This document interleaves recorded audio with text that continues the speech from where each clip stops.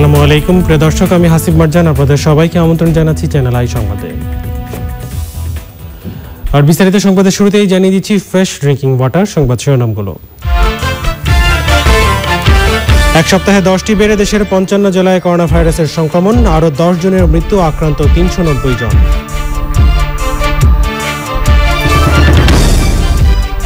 লোকবল ও অর্থের অভাবে করোনার জন্য নির্ধারিত হাসপাতালে সেবা বিঘ্নিত, অক্সিজেন মাস্ক সরে গেলেও দেখার কেউ নেই।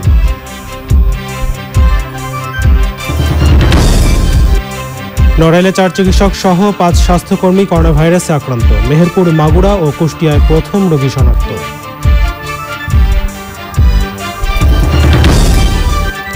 নারায়ণগঞ্জে দ্রুত সামাজিক সংক্রমণের মধ্যেই কেনাকাটার ভিড়, রাজধানীর কারওয়ান বাজারের সবজি বাজার স্থানান্তর।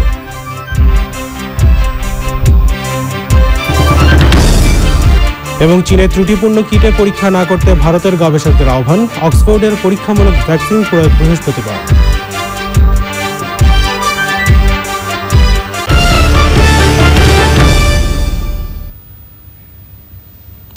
এছাড়াও সোশ্যাল ইসলামী ব্যাংক লিমিটেড বিশেষ সংবাদে থাকছে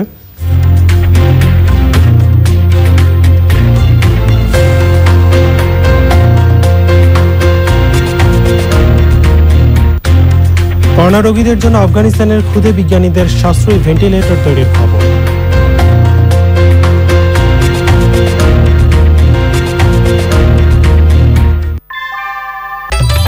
ঘরের চালের স্থায়ী সমাধান আনোয়ার সিমেন্ট শীট, সব সিজনেই ফিট। সংবাদ শিরোনামগুলো জানাচ্ছিলাম, এবারে চলে যাচ্ছে বিস্তারিত সংবাদে। একের পর এক নতুন এলাকায় করোনা রোগী শনাক্ত হওয়ায় সর্বশেষ হিসাব বলছে দেশের 64টি জেলার মধ্যে 55টিতেই সংক্রমণ ঘটেছে, বাকি 9টি জেলাও আছে চরম ঝুঁকির মধ্যে। স্বাস্থ্য অধিদপ্তরের বুলেটিনে জানানো হয়েছে বুধবার দুপুর পর্যন্ত 24 ঘন্টায় দেশে 390 জন শনাক্ত হয়েছেন, মারা গেছেন 10 জন। এখন পর্যন্ত করোনায় আক্রান্তর মোট সংখ্যা 3772, মোট মৃত্যু 120। সারা দেশে আক্রান্তদের বেশিরভাগই ঢাকা এবং নারায়ণগঞ্জ থেকে যাওয়া। বিস্তারিত চকর মালিথার রিপোর্টে। 8ই মার্চ দেশে প্রথম করোনা শনাক্ত হয় নারায়ণগঞ্জে, এরপর ঢাকা এবং মাদারীপুর হয়ে জেলায় জেলায় ছড়িয়ে পড়ে সংক্রমণ। 16 এপ্রিল যেদিন স্বাস্থ্য অধিদপ্তর প্রজ্ঞাপনের মাধ্যমে সারা দেশকে ঝুঁকিপূর্ণ ঘোষণা করে, সেদিনও দেশে সংক্রমিত জেলার সংখ্যা ছিল 45। পরের এক সপ্তাহে 10টি বেড়ে দেশে সংক্রমিত মোট জেলা এখন 55। এখনও করোনা শনাক্ত হয়নি এমন 9টি জেলা হচ্ছে খাগড়াছড়ি, রাঙামাটি, ভোলা, সাতক্ষীরা, মাগুরা, ঝিনাইদহ, মেহেরপুর, কুষ্টিয়া এবং নাটোর। আবার বাগেরহাট জেলায় একজনের শরীরে সংক্রমণ পাওয়া গেলেও পরে তিনি সুস্থ হয়েছেন। আইডিসিআর এবং স্বাস্থ্য অধিদপ্তরের 4টি হটলাইনে বুধবার দুপুর পর্যন্ত 24 ঘন্টায় করোনা সংক্রান্ত কল এসেছে 80,999টি। নমুনা সংগ্রহ করা হয়েছে 3052 জনের। মঙ্গলবারের কয়েকটা সহ পরীক্ষা করা হয়েছে 3096টি।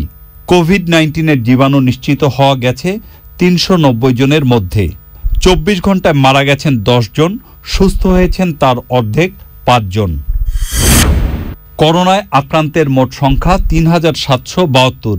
এদের মধ্যে চিকিৎসাধীন 3560, এখন পর্যন্ত সুস্থ হয়েছেন 92 জন, মোট মৃত্যু তার চেয়ে বেশি 120। কোয়ারেন্টাইনে 84,197 এবং আইসোলেশনে 900। শনাক্ত হয়েছে 390 জন এবং এ পর্যন্ত শনাক্ত 3772টি। মৃত্যুবরণ করেছেন গত 24 ঘন্টায় 10 জন এবং এ পর্যন্ত মৃত্যু 120 জন। বুলেটিনে আক্রান্তদের বয়স এবং জেলাভিত্তিক পরিসংখ্যানও দেয়া হয়। 55টি জেলায় আমরা কোভিড আক্রান্ত ব্যক্তি বা সংক্রমিত ব্যক্তিকে পেয়েছি এবং ঢাকা সিটির মধ্যে এখনো অনেক বেশি। ঢাকা ডিভিশনের মধ্যে 4টি জেলায় প্রথমত আছে নারায়ণগঞ্জ, পরবর্তী জেলা হলো গাজীপুর, তারপরে কিশোরগঞ্জ এবং নরসিংদী। সরকারিভাবে কেনা পিপি, মাস্ক এবং হ্যান্ড গ্লোভস এর নিম্ন মান নিয়ে বিভিন্ন গণমাধ্যমে প্রকাশিত সংবাদের প্রতিবাদ করা হয় স্বাস্থ্য বুলেটিনে। আমরা মহানগর হাসপাতাল থেকে একটি স্যাম্পল নিয়েছি, যেটা বিভিন্ন প্রতিষ্ঠান সেগুলো দান করছেন, পাতলা ভিনাইল গ্লোভস, এই ধরনের বিষয়গুলো, যেটা আমরা কোনোভাবে এই স্যাম্পলগুলো সিএমবিজি হতে আমরা প্রেরণ করছি না। স্বাস্থ্য বুলেটিনে বলা হয় সামাজিক দূরত্বের বিধিবিধান না মানলে বারবার ছুটি বাড়িয়ে বা লকডাউন করে কাজ হবে না। চকর মালিথা, চ্যানেল আই, ঢাকা। করোনার জন্য নির্ধারিত হাসপাতালগুলোতে মানুষ চিকিৎসা সেবা পাচ্ছেন না বলে অভিযোগ উঠেছে। স্বাস্থ্য বুলেটিনেও বারবার যতদূর সম্ভব বাড়িতে থেকেই চিকিৎসা নেওয়ার পরামর্শ দেওয়া হচ্ছে। হাসপাতালগুলো বলছে সরকারি হাসপাতালের সীমিত সুযোগ সুবিধার মধ্যেই নতুন এই রোগের চিকিৎসা দিতে হচ্ছে তাদের। চক্রমালী তার আরেকটি রিপোর্ট। যদিও শতকরা 32% হাসপাতালে রয়েছেন, কিন্তু এদের অনেকের হয়তো হাসপাতালে যাওয়ার প্রয়োজন ছিল না। সংক্রমণ ঠেকিয়ে রাখা ছাড়াও রোগীর সংখ্যা অনুপাতে চিকিৎসা সুবিধা কম বলে উন্নত দেশগুলোর মতো বাংলাদেশের স্বাস্থ্য সংশ্লিষ্টরাও চান খুব প্রয়োজন না হলে কেউ যেন হাসপাতালে ছুটে না যান। মানুষও বুঝতে পারছে ভেন্টিলেটর দরকার না হলে হাসপাতালের চেয়ে বাড়িতে থেকে চিকিৎসা নেওয়াই ভালো। তারপরেও হাসপাতালে যেতে হয়েছে সেই রোগী কিংবা মৃত্যুবরণ করা মানুষের স্বজনরা বিভিন্ন মাধ্যমে যেসব অভিযোগ করেছেন তাদের মধ্যে আছে হাসপাতালগুলোতে চরম সমন্বয়হীনতা, হাসপাতালে নেওয়ার মতো অ্যাম্বুলেন্সের অভাব, সার্বক্ষণিক ডাক্তার ও নার্স সংকট, এমনকি মুখ থেকে অক্সিজেন মাস্ক সরে গেলে সেটি ঠিক করে দেওয়ার মতো মানুষের অভাব, অক্সিজেন ভেন্টিলেটর, আইসিইউ সংকট, রোগীদের জন্য নিম্নমানের খাবার, খুব অসুস্থ মানুষদেরও সেই খাবার ওয়ার্ডের বাইরে গিয়ে নিচ থেকে সংগ্রহের ব্যবস্থা। অপরদিকে হাসপাতাল কর্তৃপক্ষ বলছে করোনার জন্য সরকারি হাসপাতালগুলোতে এখন পর্যন্ত বাড়তি কোনো বরাদ্দ নেই। সরকারিভাবে বরাদ্দ 105 টাকার মধ্যেই রোগীর 3 বেলার খাবারের ব্যবস্থা।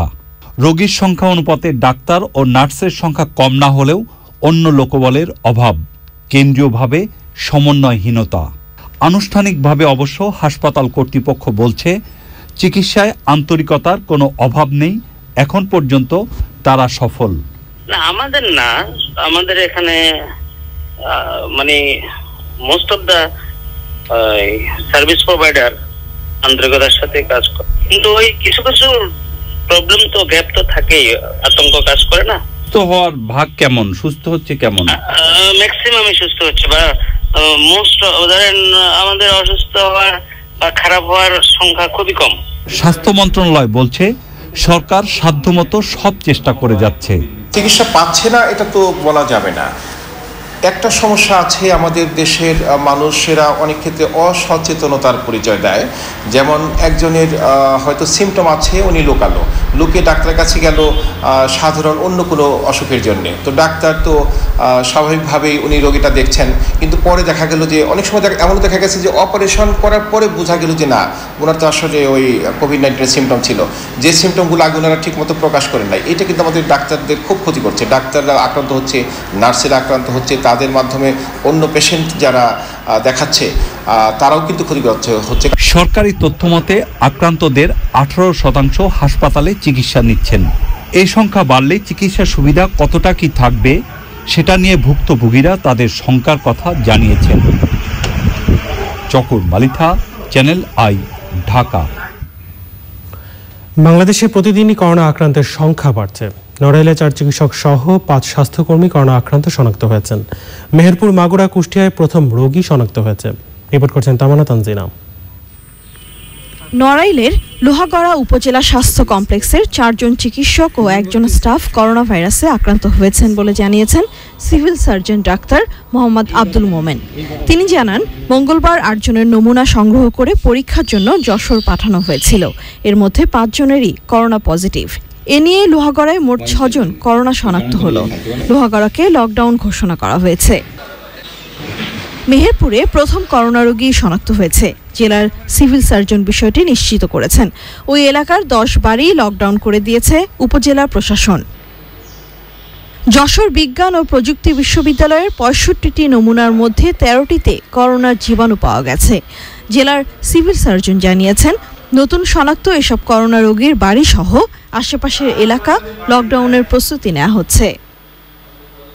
লক্ষ্মীপুরের রামগঞ্জে শ্বাসকষ্ট, জ্বর, কিডনি ও স্ট্রোকের সমস্যা নিয়ে এক নারীর মৃত্যু হয়েছে। তার নমুনা সংগ্রহের কাজ চলছে। মৃতের বাড়িসহ আশেপাশের 18টি বাড়ির 85 জনকে কোয়ারেন্টাইনে রাখা হয়েছে। মাগুরায় প্রথমবারের মতো এক ব্যক্তির শরীরে করোনা ভাইরাস শনাক্ত করা হয়েছে। গাজীপুর থেকে আসা আক্রান্ত ওই ব্যক্তিকে হোম কোয়ারেন্টাইনে রেখে চিকিৎসা দেওয়া হচ্ছে বলে জানিয়েছেন civil surgeon. Tamanna Tanzina, desk report, channel I. Corona সংক্রমণ ঠেকাতে লকডাউনের মধ্যে রাজধানীর প্রধান সড়কগুলো কিছুটা ফাঁকা থাকলেও বাজার এবং টিসিবি ট্রাকে পণ্য বিক্রি করার জায়গাগুলোতে মানুষের ভিড় বাড়ছে। কারওয়ান বাজারে সবজির খুচরা বাজার স্থানান্তর করা হয়েছে। রিপোর্ট মাসরুর শাকিলের। বুধবার সকাল 10টা রাজধানীর শাহবাগে জাতীয় জাদুঘরের সামনে টিসিবি ট্রাক থেকে পণ্য কেনার লম্বা লাইন। ইট দিয়ে দূরত্ব তৈরির চেষ্টা করা হয়েছে, তবে ট্রাকের সামনে জটলা। একই পরিস্থিতি বিজয় সরণী মোড়ের কাঁচা বাজারের সামনে টিসিবির অন্য একটি ট্রাকে। রাজধানীর অন্যতম বড় বাজার কারওয়ান বাজার। খুচরা বাজার বন্ধ থাকলেও কিচেন মার্কেট খোলা। সেখানকার দোকানগুলো থেকেই বাজার করছেন অনেকে। কারওয়ান বাজারে রাত 9টা থেকে রাত 3টা পর্যন্ত পাইকারি কেনাবেচার সুযোগ রাখা হয়েছে। কাঁচা সবজির বাজার ফার্মগেট সরকারি বিজ্ঞান কলেজের সামনে সরিয়ে নেওয়া হয়েছে।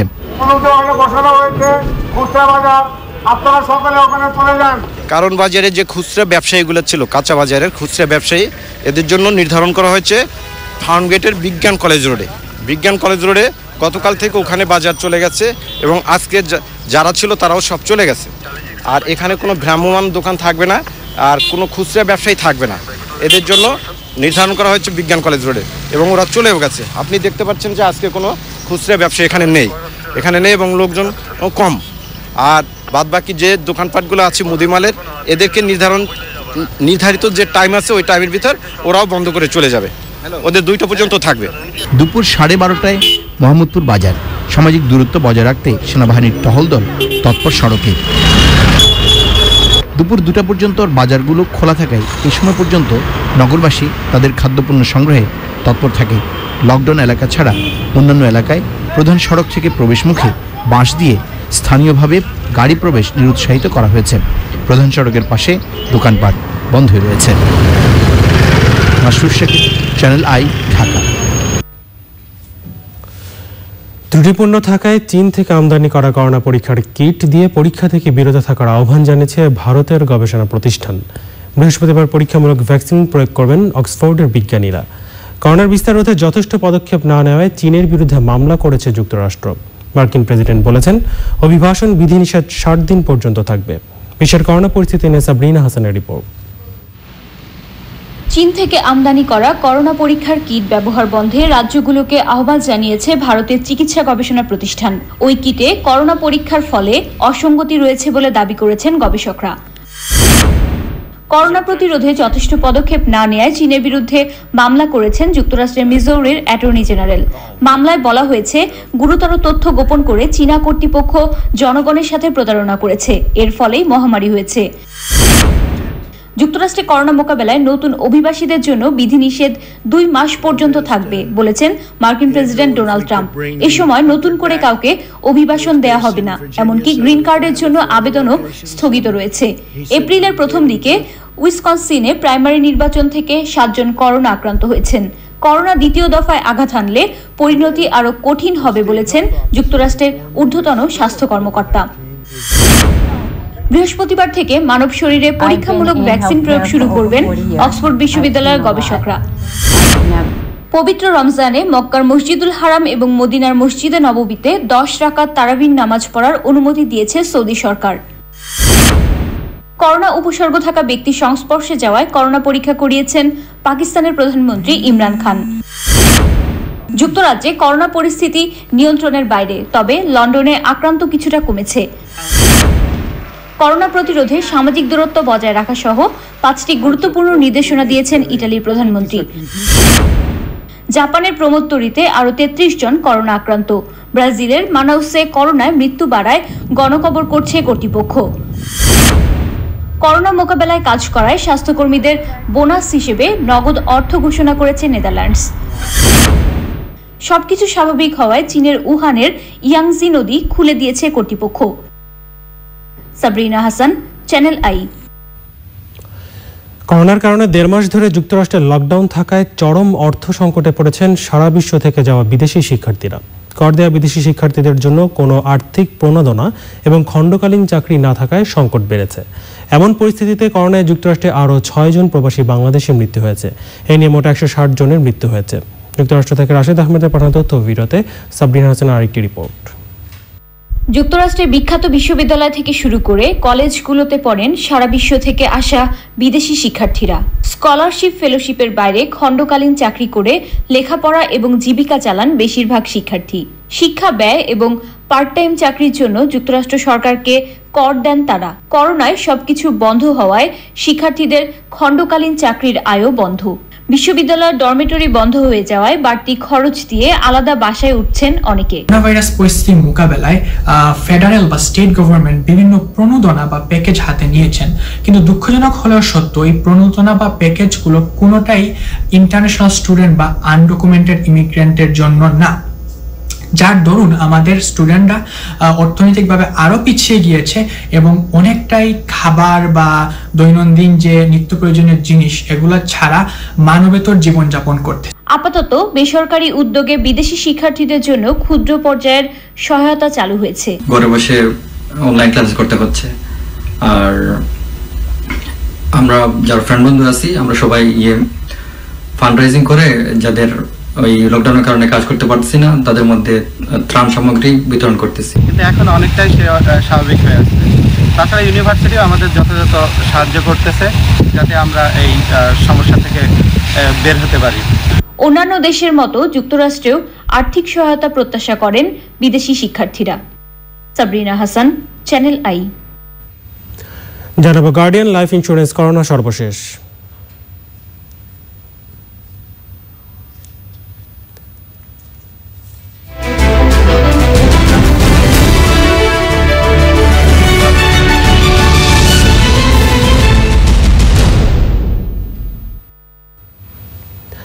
দেশে করোনা ভাইরাস সংক্রমণ রোধে সাধারণ ছুটির মেয়াদ 5ই মে পর্যন্ত বাড়ানোর সিদ্ধান্ত নিয়েছে সরকার। কলেজ পর্যায়ে শিক্ষার্থীরা যাতে ধান কাটায় কৃষকদের সহায়তা করে সেজন্য অধ্যক্ষদের চিঠি দিয়েছে অধিদপ্তর।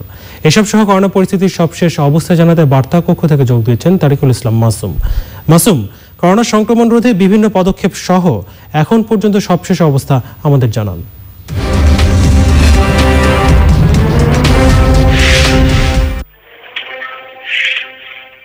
ধন্যবাদ আসিফ।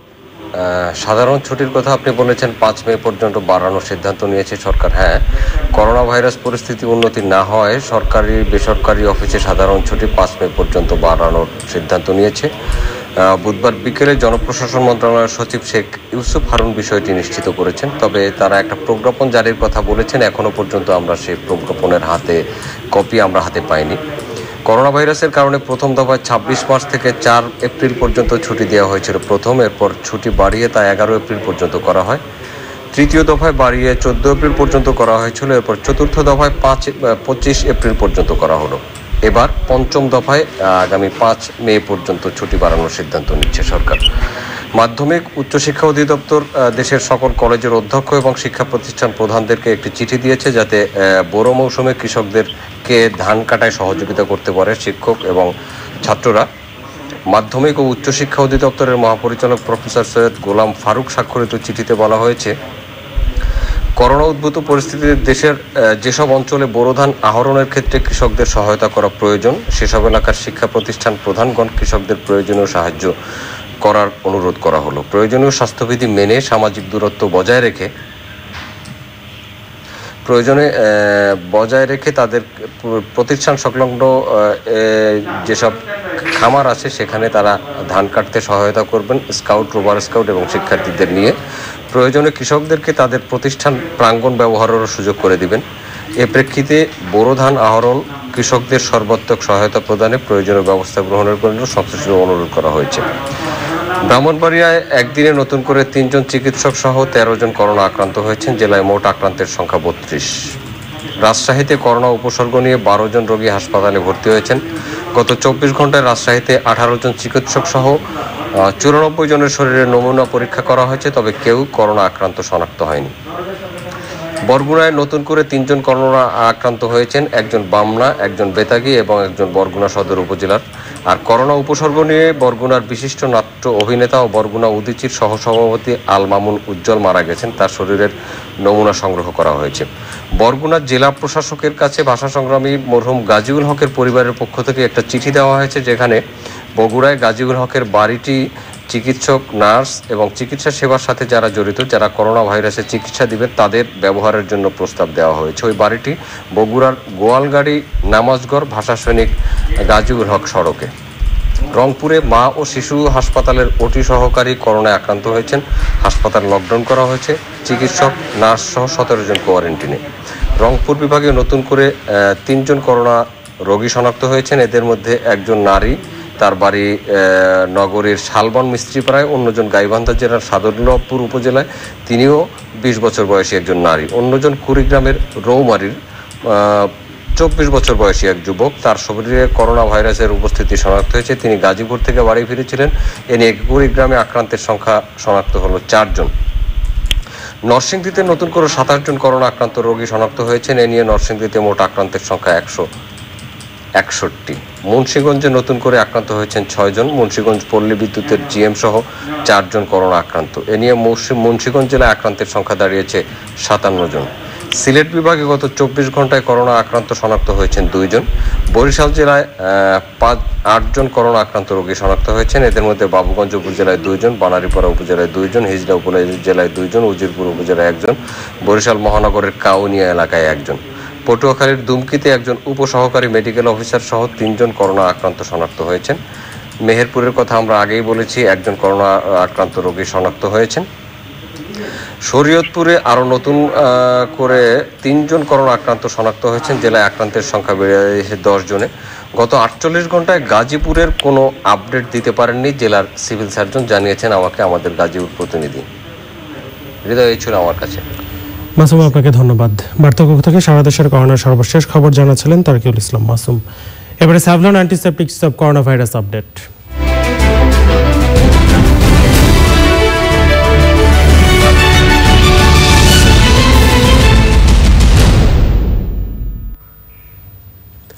জানিয়ে দিচ্ছি বাংলাদেশে করোনা ভাইরাস সংক্রমণের সর্বশেষ পরিস্থিতি। স্বাস্থ্য অধিদপ্তরের সমন্বিত তথ্য অনুযায়ী বুধবার দুপুর পর্যন্ত দেশে আরও 10 জন করোনায় মারা গেছেন।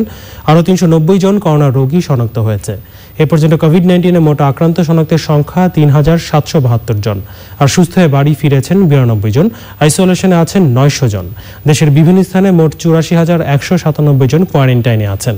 এ পর্যন্ত মোট 120 জনের মৃত্যু হয়েছে।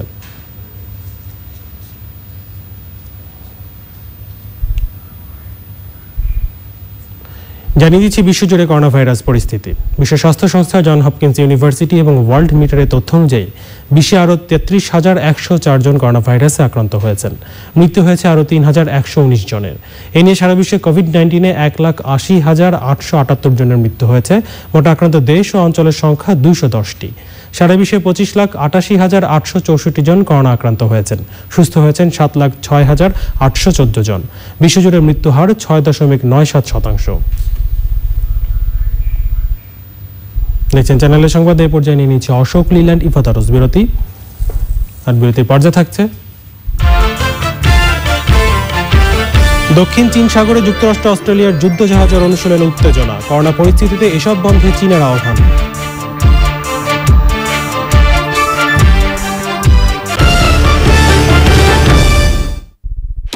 সিভিল সার্জন এবং জনপ্রতিনিধিদের সাথে বৈঠক করেছেন। বাগেরহাট জেলা প্রশাসকের সম্মেলন কক্ষে সকাল 9:30 থেকে দুপুর 2টা পর্যন্ত কয়েকটি ধাপে বৈঠক করে সিদ্ধান্ত জানান তিনি।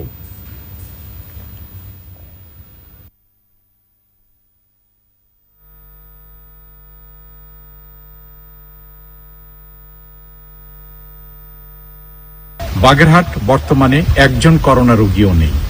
একজন করোনা রোগী ছিল, যে ইতিমধ্যে সুস্থ হয়ে গেছে এবং সে অন্য জেলা থেকে এখানে সে এসেছিল। কাজে এই মুহূর্তে বাগেরহাটকে আমরা একদম করোনা মুক্ত জেলা হিসাবে আমরা বলতে পারি। এবারে নিটল টাটা আন্তর্জাতিক সংবাদ।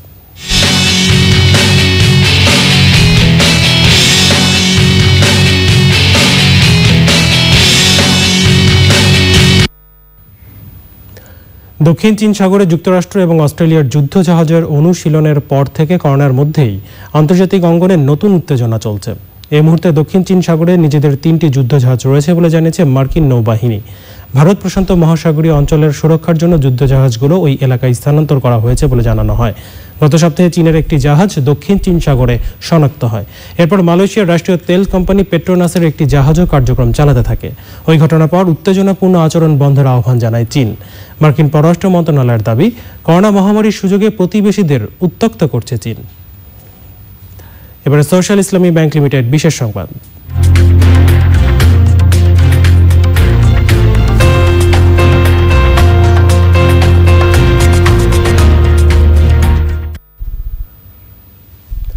করোনা থেকে দেশের মানুষকে বাঁচাতে কম খরচে ভেন্টিলেটর তৈরি করছেন আফগানিস্তানের একদল কিশোরী।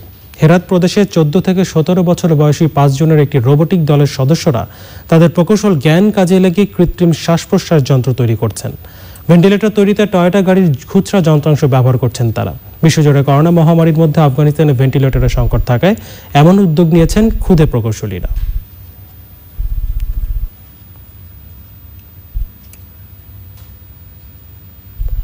গার্ডিয়ান লাইফ ইন্স্যুরেন্স লিমিটেড অর্থনীতি সংবাদ।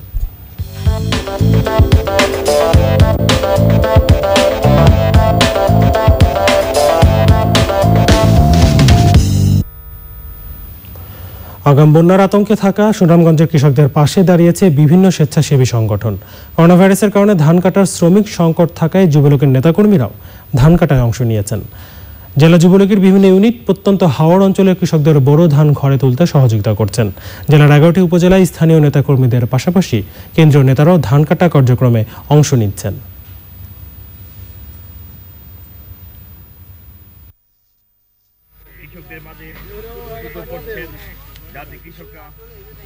সুনামগঞ্জে বাংলাদেশের যে পরিমাণ ধান উৎপন্ন হয়, সুনামগঞ্জে বাংলাদেশের প্রায় 10 ভাগের 1 ভাগ ধান উৎপন্ন হয়। এই যে বাস্তবতা, আমাদের মাননীয় প্রধানমন্ত্রী বলেছেন, যেহেতু সামনে একটি খারাপ সময় আসছে আমাদের জন্য, সারা বিশ্বে হয়তো অনেক মানুষ অনাহারে মারা যাবে। সেই কারণে আমাদের এই ফসলকে যদি আমরা রক্ষা করতে না পারি, তাহলে আমাদের দেশেও সেই রকম একটি অবস্থা হবে। সেই কারণে বাংলাদেশ আওয়ামী যুবলীগ বিগত দিনের ন্যায় ভবিষ্যতেও এদেশের মানুষকে তাদের সাথে একাত্ম হয়ে কাজ করার জন্য যুবলীগের নেতৃবৃন্দ কাজ করছেন সুনামগঞ্জ সভা। এই ধান কাটার রাস্তে কোনো শ্রমিক পাওয়া যাচ্ছে না, তাই আমরা সুনামগঞ্জ জেলা যুবলীগ, বাংলাদেশ কেন্দ্রীয় যুবলীগের সম্মানিত চেয়ারম্যান এবং সাধারণ সম্পাদকের নির্দেশে আমরা এই সুনামগঞ্জ জেলা যুবলীগ আমরা ঐক্যবদ্ধ হয়ে আমরা কৃষকদের পাশে থেকে ধান কাটছি। এবারে চট্টগ্রাম সংবাদ।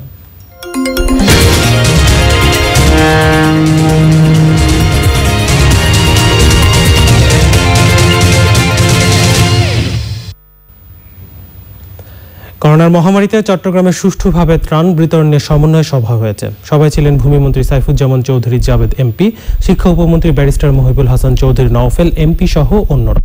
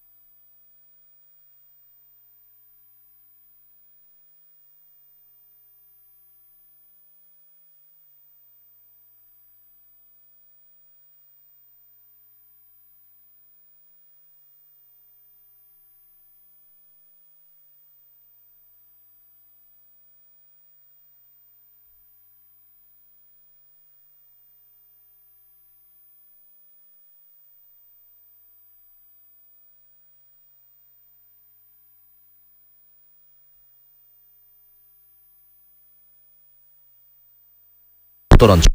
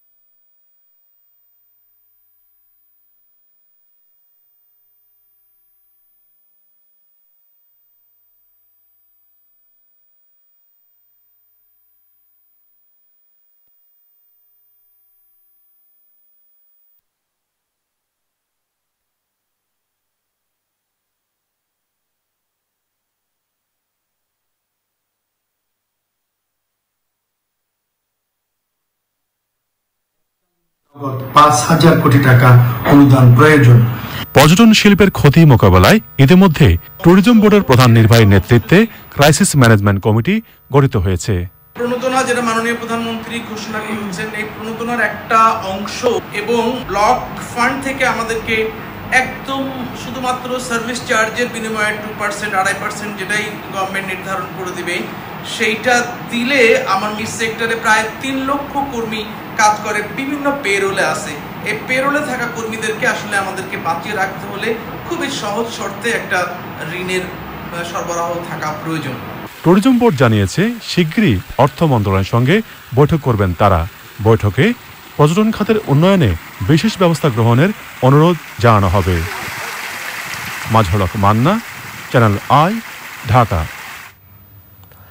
করোনা পরিস্থিতিতে ফ্রি অ্যাম্বুলেন্স সার্ভিস চালু করেছে আওয়ামী স্বেচ্ছাসেবক লীগ। করোনা আক্রান্তদের হাসপাতালে আনা নেওয়া এবং মৃতদেহ বাড়িতে পৌঁছে দিতে এই উদ্যোগ নেওয়া হয়েছে। 40 জন চিকিৎসকের মাধ্যমে রাজধানীর 40টি পয়েন্ট থেকে এই সার্ভিস 24 ঘন্টা পরিচালনা করা হচ্ছে। স্বেচ্ছাসেবক লীগ সভাপতি নির্মল রঞ্জন গুহ এবং সাধারণ সম্পাদক আফজালুর রহমান বাবু সার্ভিস উদ্বোধন করেন। নাটোরের সদর ও নলডাঙ্গা উপজেলায় 5,000 কর্মহীন মানুষকে ত্রাণ দিয়েছে বিএনপি। ঈদ পর্যন্ত ত্রাণ বিতরণ চালিয়ে যাবেন বলে জানিয়েছেন বিএনপির কেন্দ্রীয় সাংগঠনিক সম্পাদক রুহুল কুদ্দুস তালুকদার দুলু। ভিডিও কনফারেন্সের মাধ্যমে ত্রাণ সামগ্রী বিতরণ উদ্বোধন করে তিনি বলেন, সারা দেশে সরকার দলীয় নেতারা ত্রাণ চুরির ইন্ধন দিচ্ছেন। নাটোরে কর্মরত সাংবাদিকদের নিরাপত্তার জন্য পিপিই প্রদান করেন তিনি।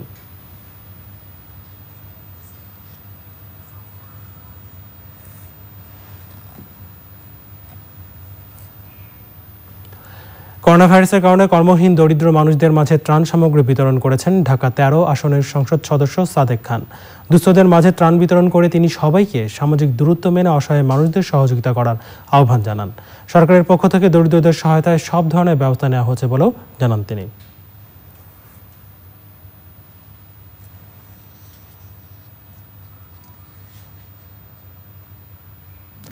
সংবাদে এই পর্যায়ে আরও একবার সময় হয়ে গেল অশোক লিল্যান্ড ইভাদটস বিরতি নেবার। আর বিরতির পর খেলার খবরে জানিয়ে ফিরব। করোনায় আক্রান্ত তরুণ রুশ ফুটবলারের মৃত্যু। আক্রান্তদের সাহায্যে ন্যু ক্যাম্পকে টাইটেল রাইটস দিচ্ছে বার্সেলোনা।